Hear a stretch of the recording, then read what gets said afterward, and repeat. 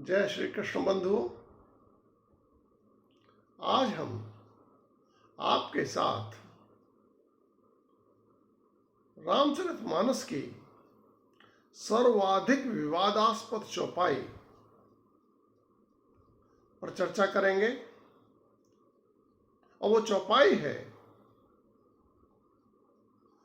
ढोल गंवार शूद्र पशु नारी सकल ताड़ना के अधिकारी। इस चौपाई का अर्थ समझें, विवेचना करें। इससे पहले हम इसकी पृष्ठभूमि में जाना चाहेंगे। इसकी पृष्ठभूमि में भगवान राम समुद्र पार करके लंका जाने के लिए समुद्र से रास्ता मांग रहे थे। उसके लिए प्रार्थना अनुनय विनय कर रहे थे, लेकिन समुद्र को तो 3 दिन हो गए और उसने जड़ स्वभाव के कारण, जड़ प्रकृति के कारण भगवान राम की अनुरोध पर कोई ध्यान नहीं दिया। अंततो गत्वा भगवान राम ने कुपित होकर लक्ष्मण से अपना धनुष मंगवाया और चाप चढ़ाने के बाद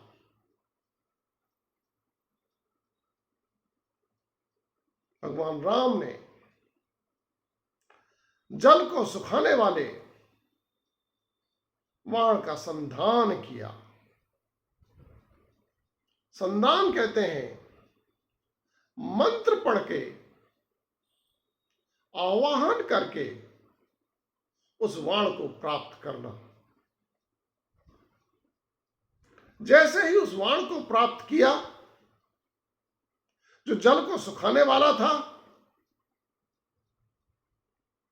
उसके प्रभाव से ही, प्रकट होने के प्रभाव से ही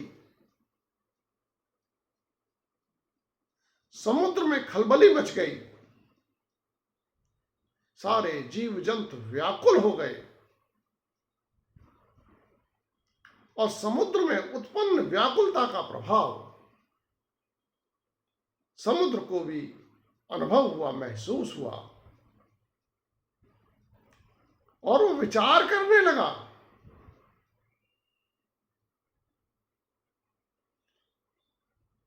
कि इस व्यक्ति ने इस जल को सुखाने वाले बाण का संधान किया है। ये कोई मामूली व्यक्ति नहीं है और मुझको सुखाना भी नहीं चाहता। इसलिए संधान करने के बाद भी मुझे मौका दिया जा रहा है कि मैं उनके अनुरोध पर ध्यान दूं। और समुद्र के मन में विचार आया, क्या हो न हो ये कोई अपना ही है। और जब उसने भगवान राम के बारे में विचार किया तो उसे अनुभव हुआ कि अरे ये कोई नहीं, ये तो विष्णु अवतार हैं, जिनको लक्ष्मी जी मैंने भेंट की थी। इस तरह से ये मेरे दामाद हैं और ये अपनत्व के भाव के कारण मुझे सुखाना नहीं चाह रहे और मेरा आदर करके ही मुझसे प्रार्थना कर रहे थे। ये तो बहुत सामर्थ्यवान है, ये चाहते तो अपने संज्ञान मात्र से ही मेरे को सुखा सकते थे। इस बात का भान होने पर समुद्र माणिक रत्नों से थालों में सजा करके प्रभु जी के सामने प्रकट हो गया और पैर पकड़ के अनुनय विनय करके बोला, प्रभु भल कीन्ह मोहे सिख दीनी, मर्यादा प्रभु तुम्हारी कीन्ही। ये चौपाई का जो उत्तरार्ध भाग है बहुत इंपॉर्टेंट है कि वो क्या शिक्षा थी जो इतने ही बीच में भगवान राम ने समुद्र को दे दी और समुद्र ने उस शिक्षा का हृदय से अनुभव कर लिया। और वो शिक्षा ये थी कि कभी भी अपनों पर क्रोधित होकर के उन पर आक्रमण, उन पर अत्याचार, उनके साथ दुर्व्यवहार नहीं करना चाहिए, बल्कि उनको तो प्रेम से समझाने के साथ प्रेमपूर्ण व्यवहार करके ही उनसे अपनी बात मनवानी चाहिए। यह शिक्षा समुद्र ने भगवान कृष्ण से, भगवान राम से ग्रहण की और उसी संदर्भ में यह उत्तरार्ध बोल गया कि प्रभु भल कीन्हे मोहे सिख दीनी, मर्यादा प्रभु तुम्हारी कीन्ही। और शिक्षा में ही एक मर्यादा लाइन खींच दी कि अपनों के प्रति कैसे व्यवहार किया जाता है। और इस शिक्षा को पाकर के लगे हाथ तुलसीदास जी ने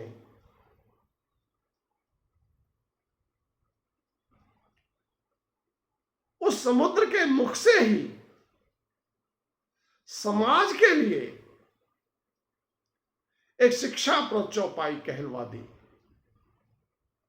और वो चौपाई है, ढोल गवार शूद्र पशु नारी, सकल ताड़ना के अधिकारी। कि जिस प्रकार लोग अपने ढोल को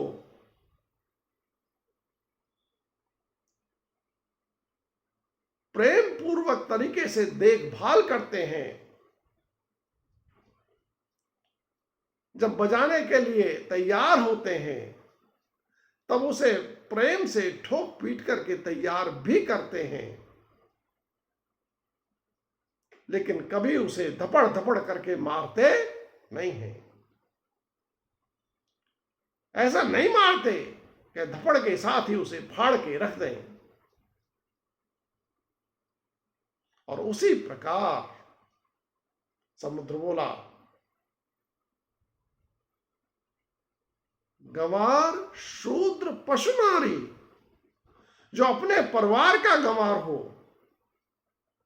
जो अपने परिवार का सेवक हो, जो अपने परिवार का पशु हो, जो अपने परिवार की नारी हो, उस गंवार को जो अपना है, जो शूद्र या सेवक अपना है, जो पशु अपना है, जो नारी अपनी है, उसको सदैव ही व्यक्ति को प्रेम के साथ, हमेशा प्रेमपूर्ण व्यवहार के साथ ही समझाने का प्रयास करना चाहिए। ये उसके अधिकारी हैं। ये चौपाई समुद्र ने केवल अपने या पारिवारिक गंवार, शूद्र, पशु और नारी के लिए कही गई है। जगत की या जगत के सामान्य गंवार, शूद्र, पशु और नारी के लिए नहीं कही गई। हम व्यवहार में अधिसंख्य लोग ऐसा करते भी हैं और तुलसीदास जी समुद्र के माध्यम से शिक्षा दे करके यही अपेक्षा करते हैं कि परिवार के अंतर्गत इन चारों के प्रति गंवार, शूद्र, पशु और नारी के प्रति इनकी गलती होने पर भी सदैव सदैव ही प्रेमपूर्ण व्यवहार के साथ ही इनको सुधारने का आचरण करना चाहिए। जय श्री कृष्ण बंधु। इति